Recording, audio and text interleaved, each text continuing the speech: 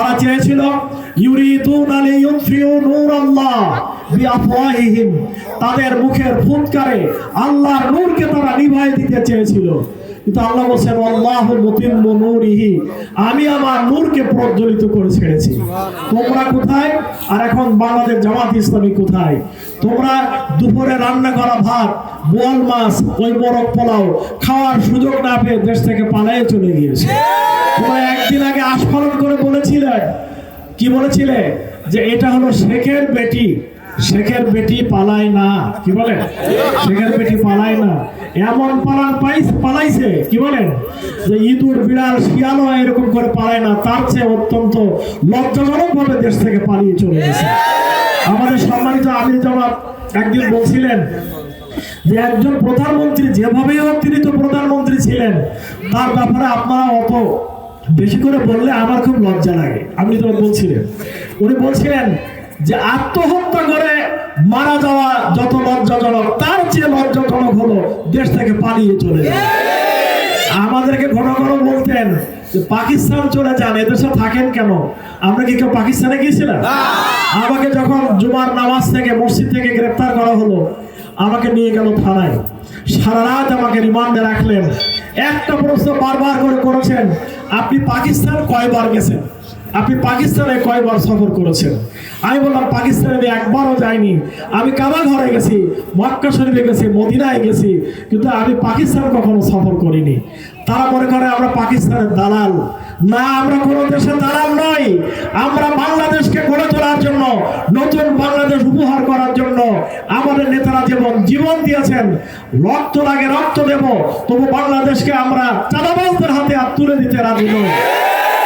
সম্মানিত বন্ধুগণ, এ দেশ চুরি করা টাকা যদি আমরা কাজে লাগাতে পারতাম, বিদেশে পাচার করা যে টাকা, যার পরিমাণ কত বললাম, 28 লক্ষ কোটি টাকা।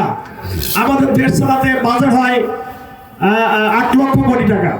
8 লক্ষ কোটি টাকার 4 লক্ষ কোটি টাকা যায় বাত ব্যথা, প্যারালাইসিস কিংবা আর্থ্রাইটিস। আধুনিক ফিজিওথেরাপি ও পুনর্বাসন চিকিৎসায় নির্ভরযোগ্য নাম ডিপিআরসি। সরকারের বিগত বছরে সুদ দিতে, ঋণ দিতে ইত্যাদি থাকে 4 লক্ষ কোটি টাকা। 4 লক্ষ কোটি টাকা দিয়ে সরকারি কর্মকর্তা কর্মচারীদের বেতন হয়, উন্নয়নমূলক কাজ হয়, তাতে আমাদের দেশ মোটামুটি আমরা একটা পর্যায়ে আসতে পারি।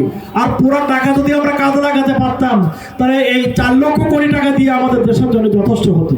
আর 28 লক্ষ কোটি টাকা যারা চুরি করে নিয়ে গেল বিদেশে, এই 28 লক্ষ কোটি টাকা যদি আমরা আজকে দেশে কাজে লাগাতে পারতাম, তাহলে আমাদের দেশের হাসপাতাল বাড়াতে পারতাম, হাসপাতালে ডাক্তার বৃদ্ধি হতো, চিকিৎসক বৃদ্ধি হতো, ওষুধ বৃদ্ধি হতো, নার্স বেশি হতো, স্কুল কলেজগুলির বিল্ডিং ভালো হতো, জলাবদ্ধতা থাকতো না, ভাঙাচোরা রাস্তাঘাট থাকতো না।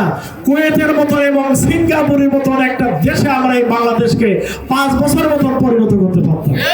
বন্ধুগণ, আমরা বলেছি যে আমাদেরকে দায়িত্ব দেন 5 বছরের দেশ কিভাবে চালাতে হয় এবং দেশকে কোথায় নিয়ে যেতে হয়, 5টা বছর অন্তত আমাদেরকে পরীক্ষা করে দেখেন।